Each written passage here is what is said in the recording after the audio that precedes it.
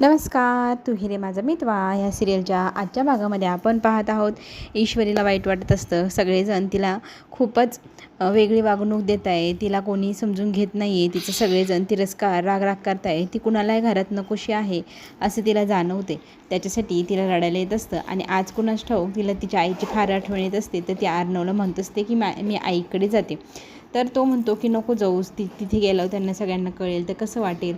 पण तिचा हट्ट असल्यामुळे मग तो तिला जायला सांगतो आणि आईच्या खुशीत जाऊन जास्त रडू नको असंही सांगतो. आता इकडे ना खरं तर सुप्रियाला काळजी वाटते ती म्हणजे ईश्वरीची, कारण ईश्वरी फोनवर रडत होते. असं काय घडलं आहे की ज्यामुळे ईश्वरी रडते, असाही प्रश्न तिला पडलेला तर आहेतच. तर ती वाट पाहत असते ईश्वरी घरी येण्याची. घरी कधी येते माझी मुलगी असं झालेलं असतं तिला. आणि बघता बघता मागणं ईश्वरीची आई अशी हाक ऐकायला येते आणि आई लगेच वळून पाहते. लगेच तिच्या गळ्यात पडून आपली इशू मनमोकळेपणाने रडू लागते. तर तिचं रडण्याचं कारण काय हा प्रश्न आता सगळ्यांना पडला आहे तिथे. तर तिची आई विचारते नक्की काय झालं, तू का रडत आहेस. तर ती म्हणते काही नाही आई, आज मला तुझी खूप आठवण येत होती म्हणून. पण सुप्रिया म्हणते मी तुला बचपनपासून ओळखते, तू ना काहीतरी लपवत आहे माझ्यापासून, माझ्याशी तरी खरं बोल. इकडे आपल्याला पाहायला मिळेल की ईश्वरी तिच्या आईकडे गेली आहे. तिच्या आईने जास्त टेन्शन घेतलं, काही वेगळंच नको घडायला, या गोष्टीची भीती असताना राकेश अर्णव जवळ येतो आणि म्हणतो खूप दिवस झाले फक्त घरात बसून खातोय, मला काही हे पटे ना, तर मी जॉब शोधण्याचा विचार करतोय. तर कुठून तरी सुरुवात आता मला माझ्या आयुष्याची तर करावी तर लागेल, आठवत तर काहीच नाही आहे असं म्हणत तो अर्णवशी बोलण्याचा प्रयत्न करतो. तर अर्णव म्हणतो का कुठे जायचं तुम्ही माझ्याकडे जॉब करा. पण तो म्हणतो की नाही, मला बरोबर वाटत नाही तुमच्याच इथे जॉब करणं. मी जॉब करेल पण दुसऱ्या ठिकाणी करेल असं त्यांनी ध्यास घेतलेला आहे. आता अर्णव पण त्याच्या इच्छेला मान देतो आणि तुम्ही जिथे इंटरव्ह्यूला जाल तिथे मी तुम्हाला सोडवायला येतो असं म्हणत अर्णव त्याला तयार व्हायला सांगतो. आणि मग तो त्याची तयारी करायला त्याच्या खोलीत जातो. इकडे ईश्वरी पोचलेली असते आणि मग आता सगळी हकीकत तिच्या आईला ती सांगायला सुरुवात करत असते की आम्ही खूप आनंदी होतो, बारशाची खूप छान तयारी करत होतो आणि आम्ही दोघांनी प्लॅन केलं होतं की बारशाच्या सरप्राईजमध्ये आता आपण जे लावणार गुलदस्तं त्यातनं जेव्हा बाळाचं नाव निघणार सगळ्यांना त्या चिठ्ठ्या मिळणार. पण त्याच्यामध्ये झालं वेगळंच. त्याच्यात ना आईचा आणि अर्णवच्या बाबांचा फोटो निघाला. तो सगळ्यांपर्यंत पोचला. जे सत्य आजपर्यंत कोणाला ठाऊक नव्हतं ते सत्य सगळ्यांना त्या दिवशी कळलं आणि तेव्हापासून तर सगळेजण माझ्याशी तिरस्काराने वागू लागले. सगळ्यांना असं वाटतंय की मी त्यांच्या घरात काहीतरी प्लॅन करून घुसले, माझी आई चांगली नाही आणि तिने आधीही या घराचं वाटोळ करण्याचा प्रयत्न केला आणि आता स्वतःच्या मुलीला तिथे पाठवून तिने पुन्हा एकदा तोच प्रयत्न केला आहे असं आता आजीचं आणि घरच्यांचं म्हणणं आहे. आता ह्या गोष्टीवरती सुप्रियाला फार संताप होऊ लागतो. अर्धवट माहिती घेऊन अर्धवटपणे कुणाला कसं दोषी ठरवू शकतात हे लोक.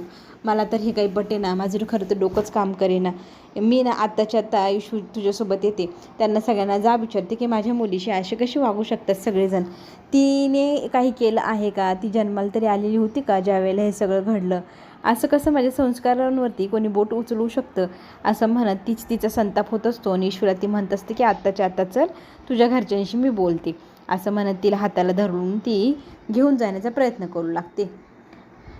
इकडे अर्णव ना राकेशला इंटरव्ह्यूसाठी सोडण्यासाठी जात असतो रस्त्याने. तर त्यांच्या गप्पा गोष्टी चालू असतात की माझ्याच इथे काम केलं असतं, पण राकेश म्हणतो नाही मला योग्य नाही वाटत. आणि खरं तर तो म्हणू लागतो की मला तुमच्या दोघांना बायकोंचं फार कौतुक वाटतं, मी दुसऱ्या ठिकाणी काम करेल आणि माझं परिवाराचं पोट भरण्याचा प्रयत्न करेल. आता इथे ना सुप्रियाचा संताप झाला आहे. तर इथे ईश्वरीला आणि ईश्वरी आणि तिचे बाबा हे सुप्रियाला शांत करण्याचा प्रयत्न करत आहे आणि ते सांगत आहेत की प्लीज तू एवढी ओव्हर रिॲक्ट होऊ नको, आता तरी काही करू नको, बोलू पण नको कोणाला जाऊन तू. आणि सुप्रिया मात्र म्हणत असते की नाही मी शांत नाही बसणार, मी आत्ताच्या आत्ता त्यांना जाऊन जाब विचारणार की मी काही न करता माझ्यावरती गुन्ह्याचा माझ्यावरती एवढा आरोप आला, ते दिवस तर मी काढले. आता माझ्या मुलींवरतीही तोच आरोप मी सहन करणार नाही. माझ्या मुलींनी काय केले. तरी ते ईश्वरी म्हणू लागते की आई आता तरी सध्या शांत बसायला हवं, नाही तर नमुताईच्या लग्नाचंही ते सगळेजण विचार करतील आणि नकारच देतील. ह्या गोष्टीवरती नम्रता फार संतापते आणि नम्रता लगेचच म्हणू लागते की दरवेळेला काही ना काय होतं आणि आमच्याच लग्नावरती विषय येऊन थांबतो. दरवेळेला काय आहे तुमचं, सगळेजण भांडणं करतात नाही आमचं लग्न पुढे ढकलतात, आता मी तसं होऊ देणार नाही. ईश्वरी हे सगळं तुझ्यामुळेच घडतं आहे ना, तूच मुद्दाम काहीतरी केलं असशील आणि माझं लग्न पुन्हा एकदा पोस्टपोन करण्याचा तुझा प्लॅन दिसतोय. तू इथे म्हणू लागते की नमुताई तू काय बोलतेस, तू ऐकून तर घे काय घडलंय, तुला पूर्ण गोष्ट तर काय माहीत पण नाही, तू कसं काय मध्येच बोलते की माझ्यामुळेच घडते. इथे ना सुप्रिया पण सांगण्याचा प्रयत्न करते पूर्ण गोष्ट ऐक मगच इथून जा, पण इथे नम्रता रागारागाने तावातावाने आत खोलीत निघून जाते. खरं तर तिने आता मनात एक निर्णय घेतला आहे की असं काहीतरी करायचं का आमच्या लग्न दरवेळेला तुम्ही पुढे ढकलतात ना, ढकलूच शकणार नाही. आता तिने मनात प्लॅन केला आहे की आकाशला घेऊन जायचं आणि तिकडे जाऊन लग्न करायचं, बसा तुम्ही बोंब मारा तिकडे, माझं लग्न कॅन्सल दरवेळेला करतात असा विचार करून ती आता खोलीत जाते आणि आकाशला फोन लावायचा विचार करत असते. इकडे मात्र राकेश जेव्हा अर्णवसोबत रस्त्याने जात असतो तर पाणी पिण्याची इच्छा अर्णवला होती आणि अर्णव पाणी घ्यायला गाडीतनं खाली उतरतो. तितक्यात राकेश पण उतरतो, पण आता इथे शलाकाचा काका आलाय आणि तो राकेशला धरतोय आणि 60 त्याच्या गालात मारतोय. माझ्या फॅमिलीला ब्लॅकमेल केलं. अर्णव आणि ईश्वरी जेव्हा आले होते मला न्याय द्यायला तेव्हाही तू आम्हाला धमकी दिलीस आणि आमचं तोंड बंद केलंस. आता नाही, आता चल मी तुला आत्ताच्या आत्ता पोलिसांकडे घेऊन जातो, माझ्या शलाकाचा तू खून केला आहे मी सांगतो. आणि तितक्यातच अर्णव हे सगळं पाहतो. अर्णव काकांना समजवतो की काका आता काही गडबड करू नका, आपल्याकडे कुठलाही पुरावा नाही हातामध्ये आणि असा आरोप आपण लावला तर तो मान्य होणार नाही आणि याची याददाश्त गेली आहे, कारण याच्या डोक्याला मार लागला, ऑपरेशन झालं, त्याच्यामुळे आता हा इनोसंट झाला आहे, आपल्या हातात काही पुरावा नाही, आम्ही ते पुरावे शोधण्याचा प्रयत्न करतोय. तोपर्यंत काका तुम्ही शांत राहा, आम्हाला ज्या दिवशी तुमची गरज भासेल ना त्या दिवशी तुम्हाला फोन करून आम्ही बोलवून घेऊ. तर काका म्हणतात मी तुमच्या फोनची वाट पाहील, तोपर्यंत मी आता शांत बसतो. काका निघून जातात.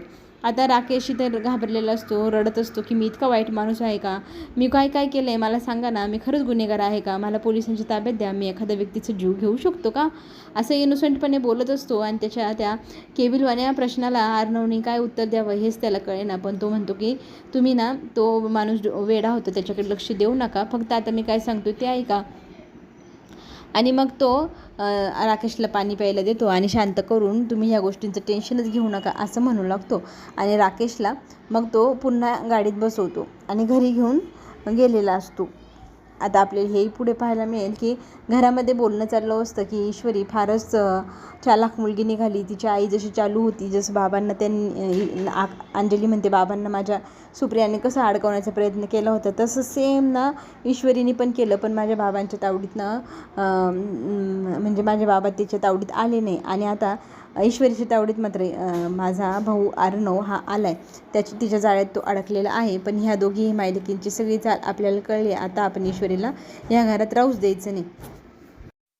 अंजलीला आता इथे आकाश विरोध करतो की तू सतत ना त्या लोकांवरचा वाईटच विचार करते, त्या कशावरनं आईने जे केलं आहे ती गोष्ट मुली पण करतीलच, तू का त्यांना दोषी ठरवते, त्यांचा जन्म तरी झालेला होता का हे सगळं घडलं त्यावेळेला, असं म्हणत आकाश त्यांची बाजू घेतो. तर अंजली म्हणते की त्या दोघी मुलीने माझ्या दोन्ही भावांचे ब्रेन वॉश केले, दोघंही त्या 2 मुलींची बाजू घेत आमच्याशी भांडताय, आमच्यापासून दुरावले जात आहात तुम्ही त्या 2 मुलींमुळे.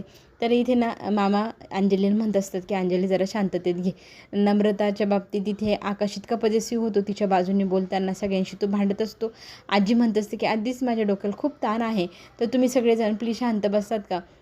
तितक्यात सुप्रिया म्हणते शांत शांत कसं बसणार, आता तर सुरुवात होणार, मलाही माझ्या प्रश्नांची उत्तरं हवी का, माझ्या मुलींना तुम्ही दोषी का धरताय, ज्या गोष्टीला त्या जबाबदारच नाही, ज्या गोष्टीचा त्यांच्याशी काही संबंध नसतानाही त्यांच्यावर तुम्ही आरोप लावताय, कशासाठी, माझ्याशी बोला, मी तुमची गुन्हेगार असेल तर मी तुमच्या प्रश्नांची उत्तर देते.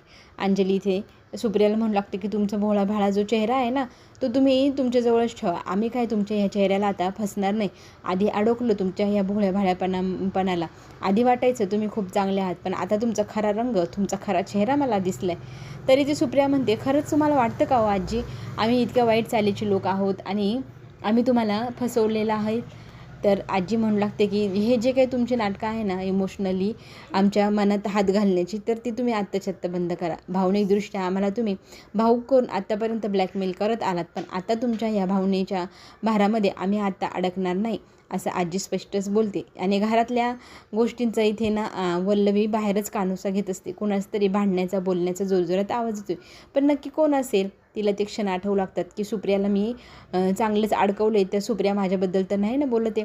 तर सुप्रिया खरंच इथे तेच बोलत असते की मी तुमच्या जावयाला 2च वेळा भेटले आणि मला दुसऱ्यांदा ज्या वेळेला भेटायचं होतं त्यावेळेला नोकरीविषयी इंटरव्ह्यू देण्यासाठी मी त्या हॉटेलमध्ये गेले होते, तेही त्या एका बाईने मला सांगितलं की ह्या हॉटेलमध्ये इंटरव्ह्यू होतोय, तुम्ही तिकडे जा. तिनेच मला त्या हॉटेलमध्ये पाठवलं होतं आणि तिथे गेल्यावर कॉफी पिल्यानंतर सरांना चक्कर येऊ लागली. त्यांना मी सावरण्यासाठी हात दिला आणि काय घडलं, कोणीतरी प्लॅन केलेल्याप्रमाणे तिथे पत्रकार आले आणि आमचे फोटो खचखच काढू लागले. आमच्या दोघांचा काहीही दोष नसताना हे सगळं घडत होतं आणि आम्ही दोघंजणं आम्हाला स्वतःला सिद्धच करू शकलो नाही की आम्ही इनोसंट आहोत. खरंच तो माणूस देव माणूस होता, असं म्हणत इथे अर्णवच्या वडिलांबद्दल सुप्रिया बोलत असते. आणि इथे वल्लवीला खरं तर ऐकायचं असतं की काय बोलताय, मध्ये तर जाऊ शकत नाही, मध्ये गेलं तर इथे सुप्रिया पकडून घेईल की हीच ती बाई. मग ती काय करते, एक मोबाईल तिचा काढते आणि तिथे हॉलच्या कोपऱ्यात ठेवते आणि बाहेर जाऊन मग हेडफोन लावून ते सगळेजण काय बोलताय ते सगळ्या गोष्टीचा कानोसा घेत असतात. सगळी बाजी तिच्या बाजूनेच बोलत असते. सगळे घरातले सुप्रियाच्या विरोधात बोलत असतात. हे ऐकून तिला फार बरं वाटत असतं. आता तरी इथे आजी म्हणू लागते की आम्हाला तुमच्याशी कुठल्याही प्रकारचा संबंधच ठेवायचा नाही आणि राहिला विषय ईश्वरीशी संबंध ठेवायचा की नाही तर आम्हाला ठरवू द्या. आम्ही तुम्हाला तुम्ही स्वतःला निर्दोष साबित करू शकलात तर आम्ही तुमच्यावर विश्वास ठेवू आणि तुमच्या ह्या मुलीला नांदवायचं की नाही विचार करू. आत्ता तरी आमची मनस्थिती ह्या मुलीच्या बाबतीत अजिबात बदलणार नाही, आमचं मतही बदलणार नाही, असं स्पष्ट आजी सांगते. आणि सुप्रियाला ह्या गोष्टीचा फार मोठा धक्का बसतो. अंजली तर काय काय बोलू लागते. तर अंजलीला इथे सुप्रिया म्हणते की मी माझ्या मुलींना खूप चांगले वळण लावले, घर जोडून ठेवणं, घरातल्या प्रत्येकाची काळजी घेणं आणि असं जर मी तिला शिकवलं नसेल तर तुम्ही म्हणाल ते मी करत. आजपर्यंत तिने कधी तुम्हाला अशी वागणूक दिली आहे का वाईट? नाही ना. कशावरून तुम्ही माझ्या मुलींना इतक्या खालच्या लेवलला पातळीला उतरून काय काय बोलताय? आम्ही खोटं नाटक करून तुमच्या अर्णवला लग्नाच्या प्रेमात आणि जाळ्यात ओढलं असं वाटतंय ना. तर मी आत्ताच्या आत्ता माझ्या मुलीला घेऊन ह्या घरातून निघून जाते.